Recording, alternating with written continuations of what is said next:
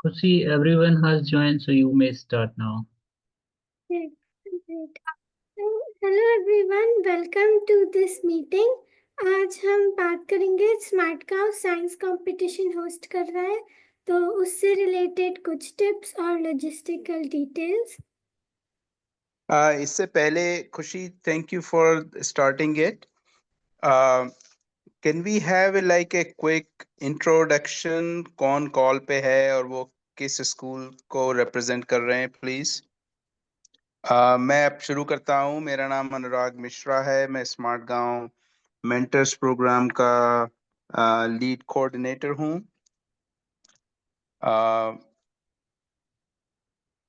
नितिन, आप बताइए, मैं ऊपर से रोस्टर देख रहा हूँ। यस सर, यहाँ पे सभी स्कूल से ज्वाइन हैं। शालिनी प्रिया है एलीट इंटरनेशनल स्कूल से। सुयश पांडे किस स्कूल से हैं? सुयश पांडे शिव दर्शन पब्लिक स्कूल से हैं और सत्येंद्र जायसवाल हैं मलबरी कॉन्वेंट स्कूल से। और राकेश कुमार यादव हैं सीबीएन साइंस स्कूल से। सीबीएन से, हाँ ठीक है। या और एक नजीफ हैं, ये किस स्कूल से हैं? वो भी मलबरी कॉन्वेंट से हैं। अच्छा ठीक है। सो वी हैव सीबीएन और मलबरी कॉन्वेंट, दो स्कूल्स हैं हमारे पास। नहीं, चार हैं सर, यहाँ पे चार स्कूलों से ज्वाइन अच्छा, किया। एसडी भी है। ओके ठीक है। Yes sir. SD, CBN and mulberry, right? Yes sir, and elite international school. Elite से कौन है? शालिनी मैम है वहाँ से। अच्छा, आईफोन आईफोन जो जो है वो। आईफोन वालों का No, नाम। I see Shalini Priya now. Yes. Thank you for joining, Shalini ji. All right. So, just a quick one. ये जो हमारा साइंस कंपटीशन अभी आने वाला है, अभी जिसके बारे में आप सबसे बात हुई है, उसका एक हमारी खुशी जैन जो हमारे यूथ विंग की one of the main coordinators हैं, उनका उन लोगों का आइडिया है कि इस बार हम instead of doing a project, एक प्रोजेक्ट बनाने के बजाय हम कोई एक साइंस या टेक्नोलॉजी का टॉपिक ले लें और उस टॉपिक पे बच्चे जो हैं 3 से 5 मिनट का आई थिंक टाइम है, उसमें अपने पब्लिक स्पीकिंग स्टाइल में उसको अपने टॉपिक को समझाएं और एंड में थोड़े जो क्वेश्चंस हैं उसको आंसर करें। तो ये इस बार का एजेंडा है, इस बार के साइंस कंपटीशन का। एंड खुशी अभी बता देंगी थोड़ा और इसके बारे में कि कैसे तैयारी करना है बच्चों को और कैसे ग्रेडिंग होगी। और कोई क्वेश्चंस हैं तो फिर वो हम यहाँ पे पूछ सकते हैं और उसके आंसर्स मिल जाएंगे। ओके खुशी, you can start now. Thank you सब स्कूल्स फॉर ज्वाइनिंग, और हम बहुत एक्साइटेड हैं इस कंपटीशन के लिए। तो मैं बेसिक ओवरव्यू देती हूँ पहले कि आज हम किस चीज़ों के बारे में बात करेंगे। तो इंट्रोडक्शंस हो गए ऑलरेडी। फिर अब मैं थोड़ी सी और डिटेल में जाऊंगी कंपटीशन के बारे में कि क्या रूल्स हैं, क्या क्या कैटेगरीज हैं, प्राइजेस, जजिंग रूब्रिक एक्सेट्रा। उसके बाद फिर कुछ स्टेप्स जो आप कर सकते हैं अपने आप को प्रिपेयर करने के लिए, एक स्ट्रॉन्ग सबमिशन करने के लिए, जो कि मेन 2 स्टेप्स है, रिसर्च और फिर वीडियो को प्रेजेंट करना। उसके बाद मैं बताऊंगी कि कैसे सबमिशन करना है, कहाँ करना है, और फिर एंड में थोड़ा सा टाइम रखेंगे कि अगर आपको कोई क्वेश्चंस हो तो वो पूछ सकते हैं। And then closing. तो ये ऑलरेडी हमने बता दिया, मेंटर्स प्रोग्राम के थ्रू इवेंट है and youth club is facilitating it this year. तो कंपटीशन ओवरव्यू, तो जैसा कि अनुराग अंकल ने कहा कि इस बार हम थोड़ा अलग कर रहे हैं।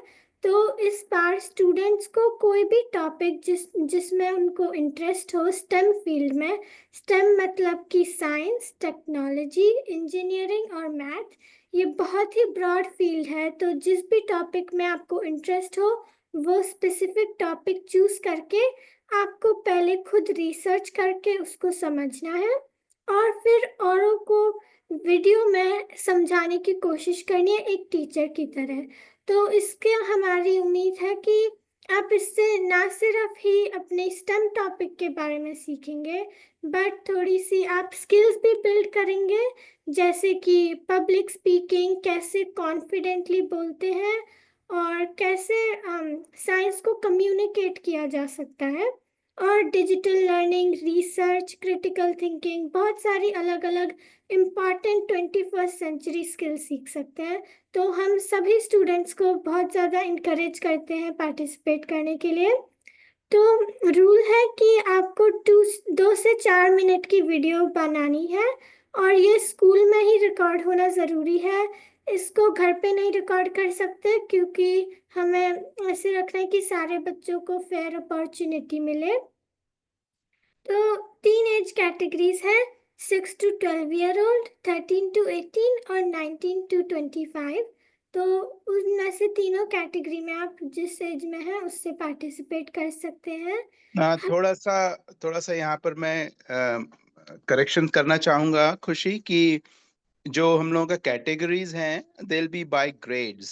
So there is an elementary school, elementary में 2 categories हैं, then there is middle school and high school. So there'll be 4 categories that we do all the time. अच्छा, ओके 4 categories रहेंगी या बाकी सब अच्छा है या okay, thank you for hmm updating. हम्म तो फिर हर एक कैटेगरी में प्राइजेस होंगे। तो फर्स्ट, सेकंड, थर्ड प्राइज में अलग अलग मनी अमाउंट मिलेगा और 2 कंसोलेशन प्राइजेस भी मिलेंगे हर एज कैटेगरी में।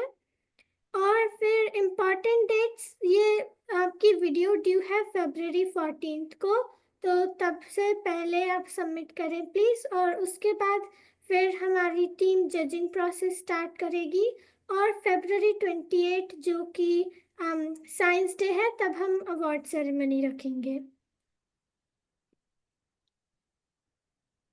Any questions so far?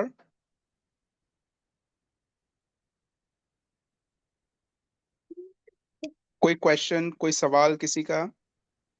Sir मेरा एक क्वेश्चन है। एक सत्या मैम ने मुझसे कहा था कि 28 को उनके स्कूल में कुछ उनका मतलब वो होता है इवेंट, तो इसको हमें पोस्टपोन करना पड़ेगा सर। हाँ वो ठीक है। हम जैसा सारे जो maximum number of schools attend कर पाए उसको हम वो डेट सेलेक्ट कर लेंगे, या एक दिन पहले कर लेंगे या 1-2 दिन बाद कर लेंगे। उनका खुद का इवेंट होता है साइंस डे को, तो इसलिए। हाँ, no that's fine, that's okay या ओके, तो जजिंग रूब्रिक की हम आपकी वीडियो में क्या दिखेंगे। तो फर्स्ट चीज़ है कि आपने रूल्स फॉलो किए, वीडियो 2 से 4 मिनट की होनी चाहिए। एक और इम्पॉर्टेंट चीज़, मेन चीज़ है कि आपका कंटेंट वीडियो का, तो आपकी जो टॉपिक है वो डिटेल में एक्सप्लेन करना चाहिए, एक्यूरेट होना चाहिए और स्पेसिफिक होना चाहिए। आपका टॉपिक अपनी एक ग्रेड कैटेगरी क्लास लेवल के हिसाब से सही होना चाहिए कि ज़्यादा इजी या सिंपल नहीं होना चाहिए। एक और चीज़ है, इस वीडियो में आपको बहुत सारा फ्रीडम है, आप कैसा भी फॉर्मेट चूज कर सकते हैं। तो आपकी क्रिएटिविटी कि आप कैसे टाइप के प्रॉप्स या मॉडल्स या आप कैसे अपने व्यूअर्स को इंगेज करते हैं वो भी माना जाएगा, और कि आपका टॉपिक यूनिक हो जो कि स्कूल में यूजुअली पढ़ाया ना जाए और कि वो पूरी दुनिया में कुछ यूजफुल और रेलेवेंट हो। एक और इम्पॉर्टेंट चीज़ है स्पीकिंग और प्रेजेंटेशन क्वालिटी, जिसमें हम देखेंगे आपका कॉन्फिडेंस, बॉडी लैंग्वेज, कि आप ऑडियंस को कैसे इंगेज कर रहे हैं, क्या आपका आई कांटेक्ट अच्छा है।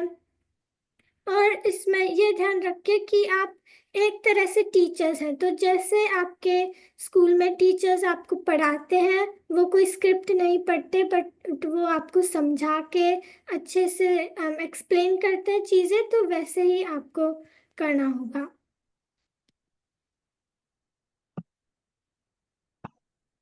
तो अब मैं एक्सप्लेन करूँगी कि आपको कुछ टिप्स शेयर करूँगी कि आप कैसे इस प्रोसेस को स्टार्ट कर सकते हैं। तो पहला स्टेप होएगा रिसर्च। उसमें आपको एक टॉपिक चूज करना होगा, जैसे कि मैंने पहले कहा, एक कोई भी साइंस, टेक्नोलॉजी, इंजीनियरिंग या मैथ में कोई भी स्पेसिफिक फील्ड जो कि आपकी इंटरेस्ट से और आपकी क्लास लेवल से मैच होए। ये टॉपिक अपने अभी के टाइम से और पूरी दुनिया में रेलेवेंट होना चाहिए और यूजफुल होना चाहिए। तो रिसर्च करने के लिए आपको उस टॉपिक के बारे में आप बहुत सारी अलग अलग जगह ढूंढ सकते हैं। आप बुक्स देख सकते हैं, आप अपने स्कूल में और टीचर से पूछ सकते हैं। अब डिजिटल एज में बहुत सारे क्रेडिबल ऑनलाइन रिसोर्सेज भी ढूंढ सकते हैं। तो एक बहुत इम्पोर्टेंट चीज़ मैं कहना चाहूँगी वो है कि ऑनलाइन जब भी आप कुछ देखें उसकी क्रेडिबिलिटी इवैल्यूएट करनी चाहिए।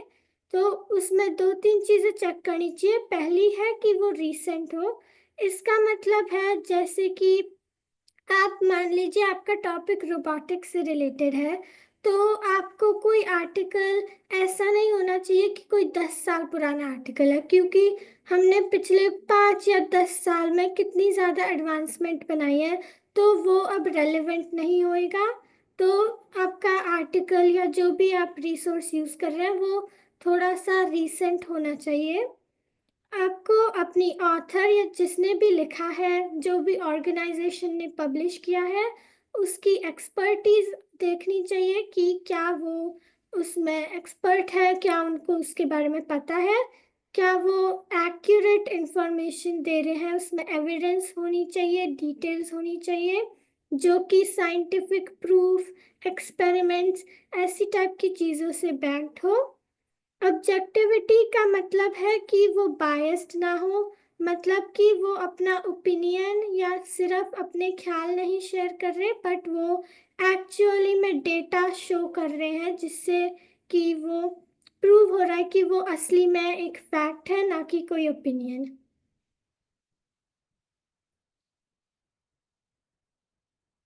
तो इस पेज में कुछ लिंक्स शेयर की हैं हमने कि आप इन सब लिंक्स को एक्सप्लोर कर सकते हैं। ये सब क्रेडिबल रिसोर्सेज हैं और इसके अलावा भी कई सारे रिसोर्सेज आप डायरेक्टली सर्च कर सकते हैं।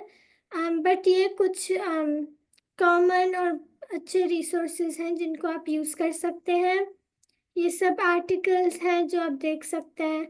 इनमें अलग अलग कई सारे टॉपिक्स में बहुत डिटेल के साथ मिल सकता है। ब्रिटानिका जैसे कि एक इंसाइक्लोपीडिया है ऑनलाइन, जिसमें आप किसी भी टॉपिक में वो हर एक डिटेल को डिस्क्राइब करते हैं और बहुत ही ज़्यादा स्पेसिफिक होता है। इसरो, नासा स्पेसिफिकली एस्ट्रोनॉमी और स्पेस साइंस के बारे में है। ये NIH हेल्थ साइंस और मतलब मेडिसिन के बारे में है। और ये जो लास्ट के 3 हैं ये रिसर्च पेपर्स हैं जो कि प्रोफेशनल साइंटिस्ट्स, प्रोफेसर्स पब्लिश करते हैं, अपनी रिसर्च के पब्लिश करते हैं। तो ये ओल्डर स्टूडेंट्स को स्पेशली हेल्पफुल हो सकता है अपने ज़्यादा एडवांस्ड टॉपिक्स को रिसर्च करने के लिए। या दैट्स अ गुड लिस्ट, काफी अच्छी लिस्ट है खुशी। ये अपने टॉपिक्स के लिए एक चीज मैं ऐड करना चाहूंगा स्टूडेंट्स के लिए, टीचर्स के लिए भी, कि स्टूडेंट्स को थोड़ा ये गाइड करिए कि अगर इसमें से कोई वो इन रिसोर्सेज में से कोई एडवांस टॉपिक पिक करते हैं तो ट्राई ट्राई सो दैट कि वो एकदम से कॉपी होके क्रैम करके उसको डिलीवर ना कर रहे हों। उसको खुद समझ लें स्टूडेंट्स, और उसको अगर थोड़ा सा उसका लेवल लो करना पड़े समझाने के लिए, that's also okay.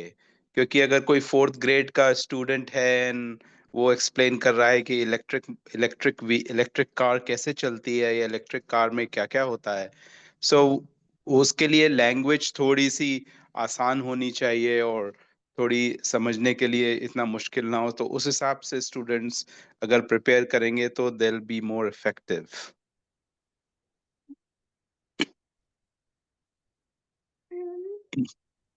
Go ahead खुशी। या तो जब आप अपनी रिसर्च कर लें, साथ में नोट्स लें, ताकि आप अपनी स्क्रिप्ट के लिए उसको अच्छे से ऑर्गेनाइज करके एक स्क्रिप्ट बना सकें। तो स्क्रिप्ट में बेसिक चीज़ें जो आपको इंक्लूड करनी चाहिए वो एक थोड़ा सा इंट्रोडक्शन या बैकग्राउंड इंफॉर्मेशन आपके टॉपिक के बारे में, जैसे कि जिस इंसान को उस टॉपिक के ऊपर कुछ भी नहीं पता तो उनको थोड़ा सा आइडिया लग जाए कि किस चीज़ के बारे में आप बात करेंगे। उसके बाद आप और डिटेल में डेप्थ में एक्सप्लेन करें, एविडेंस और फैक्ट्स प्रोवाइड करें, एग्जाम्पल्स या कुछ भी डेटा। आप मॉडल बना सकते हैं, कुछ वर्किंग प्रॉप्स या कुछ भी आप बना सकते हैं उसको अच्छे से एक्सप्लेन करने के लिए अपना टॉपिक। और एंड में थोड़ी सी समरी देनी चाहिए कि किस चीज़ का टॉपिक है, और एक वर्ल्ड पर्सपेक्टिव प्रोवाइड करना चाहिए कि ये क्यों इम्पोर्टेंट है, ये क्यों रेलेवेंट है, हमें इसकी और ज़्यादा क्यों रिसर्च करनी चाहिए फ्यूचर में। और फिर जब आपकी स्क्रिप्ट रेडी हो जाए तो फिर आपको उसको बोलने की और स्पीकिंग क्वालिटी देखनी होगी। तो जैसा कि अनुराग अंकल ने कहा, इजी टू अंडरस्टैंड लैंग्वेज, ज़रूरी नहीं है कि आप बहुत सारे टेक्निकल वोकेबुलरी यूज़ करें। आप कुछ भी जो आपके और लोग समझ पाए और जो आप भी समझ पाए वैसे बोलना चाहिए। और ध्यान में रखना चाहिए कि लाउडली और कॉन्फिडेंटली बोले, और मेंटेन आई कांटेक्ट, तो आप ताकि इससे आप अपने ऑडियंस से कनेक्ट कर सके, एंगेज्ड रहें और स्क्रिप्ट को रीड ना करें। बॉडी लैंग्वेज भी बहुत ज़्यादा इम्पॉर्टेंट है कि आप कैसे जेस्चर्स कर रहे हैं, कि आप क्या क्या प्रॉप्स यूज़ कर रहे हैं अपनी ऑडियंस को इंगेज करने के लिए और अपने टॉपिक को और अच्छे से एक्सप्लेन करने के लिए। और मोस्ट इम्पॉर्टेंट चीज़ है प्रैक्टिस करना। आप प्रैक्टिस करेंगे तो और ज़्यादा बेटर होंगे और कॉन्फिडेंट भी होंगे, तो ऑलरेडी ऑटोमेटिकली एक अच्छे से बोल सकेंगे और एक्सप्लेन कर सकेंगे अपना टॉपिक। तो जब आपकी सारी ये प्रिपरेशन हो जाए, आप वीडियो बना लें, तो फिर सबमिट कर सकते हैं। ये लिंक है और क्यूआर कोड भी डाला है ताकि आप फ़ोन से या जैसे भी इजीली आप एक्सेस कर सकें इस फॉर्म को। ये ड्यू है February 14 को, और मैं जल्दी से दिखा देती हूँ कि ये फॉर्म कैसा दिखता है।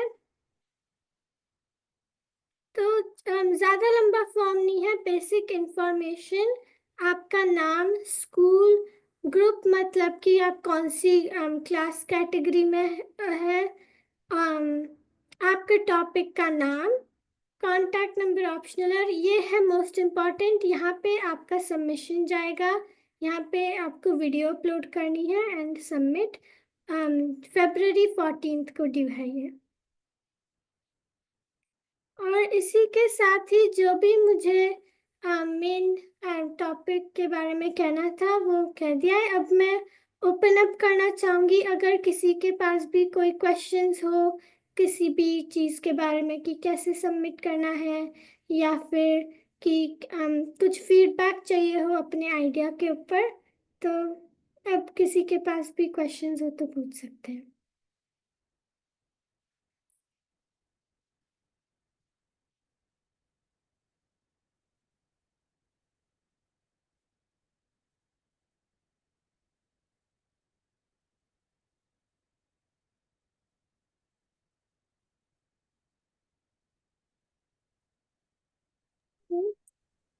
मैम, जब हम लोग ये फॉर्म गूगल फॉर्म पे इनका वीडियो अपलोड करेंगे तो क्या आधार कार्ड की जरूरत पड़ेगी? मुझे नहीं लगता कि आधार कार्ड की जरूरत है। नहीं, आधार कार्ड की जरूरत नहीं है। सिर्फ वो जो वेरीफाई होगा। हाँ, स्टूडेंट का नाम और उनका नंबर, कोई कांटेक्ट नंबर और ईमेल तो आ ही जाएगा। जिस ईमेल से आप सबमिट करेंगे we will have that email. और किस ग्रेड में है, क्लास कौन सा है उनका, एलिमेंट्री है कि मिडिल स्कूल का, किस ग्रेड में है और क्या टॉपिक है। So I think it's just those fields are critical. Sir एक क्वेश्चन है कि अगर कोई बच्चे प्रोजेक्ट बनाते हैं या फिर चार्ट बनाते हैं या फिर कोई पिक्टोरियल डायग्राम बनाते हैं, तो क्या उसको उस वीडियो में प्रेजेंट करके बच्चों को बताना पड़ेगा कि मतलब जो प्रेजेंट करेंगे तो वो चीज उस वीडियो रिकॉर्डिंग में आनी चाहिए क्या? हाँ, तो जैसे पहले किया है साइंस प्रोजेक्ट, पहले भी रिकॉर्ड किया है आप लोगों ने कि जो Yes, sir. स्टूडेंट एक्सप्लेन कर रहा है, सो वीडियो का जो फोकस है वो जो स्टूडेंट एक्सप्लेन कर रहा है, स्पीच दे रहा है, उसके ऊपर होना चाहिए। और स्कूल में रिकॉर्डिंग हो तो ज़्यादा अच्छा है, जिससे कि इट विल लुक ऑथेंटिक, और थोड़ा जो पब्लिक स्पीकिंग की प्रैक्टिस भी हो जाएगी उसमें, क्योंकि सामने स्टूडेंट्स भी बैठे होंगे। जो बच्चे छोटे हैं क्लास एज अकॉर्डिंग 6 to 7 या 8 ईयर के, जी। तो उन होगी सर ये रिकॉर्डिंग्स, मतलब घर पे भी कर सकते? अ, घर पे इसलिए सोचा है, घर पे नहीं करेंगे क्योंकि हम चाहते हैं कि वो थोड़ा प्रिपेयर करके आए और अपने स्कूल में बोलें सबके सामने। तो अदरवाइज जो कुछ बच्चे घर में रिकॉर्ड करेंगे औ- और जो बच्चे स्कूल में रिकॉर्ड करेंगे, तो जो घर में कर रहे हैं उनको थोड़ा सा एडवांटेज रहता है, क्योंकि घर में बहुत तरह की हेल्प भी मिल सकती है। So we don't want to create an environment कि आधे बच्चे उनका प्रेजेंटेशन का जो फोरम है या स्टेज है, इट्स डिफरेंट। सो सभी लोग स्कूल में करें, then it will be good, I think, तभी वो क्वालिफाई कर पाएंगे।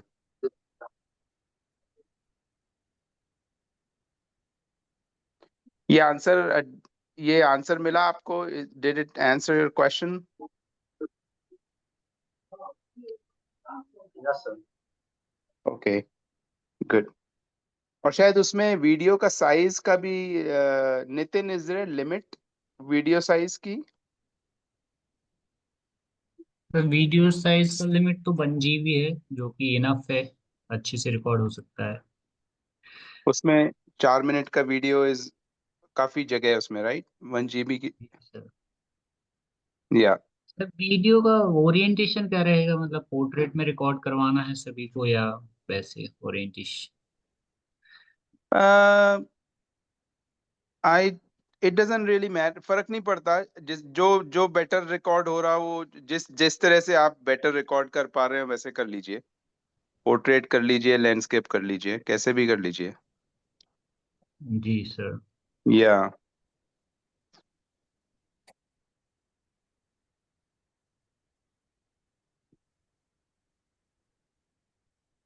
और कहीं अपलोड करने में या कोई और टेक्निकल इशू आ रहा हो तो बताइए, नितिन जी को कांटेक्ट करिए या हमारे मेंटर स्कोर व्हाट्सएप ग्रुप में मैसेज डालिए, so we will try to get some help.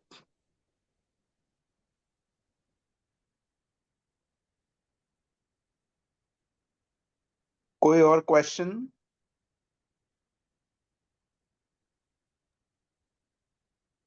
No, sir. Okay, then I think we can wrap it up. So, Thank you, Khushi.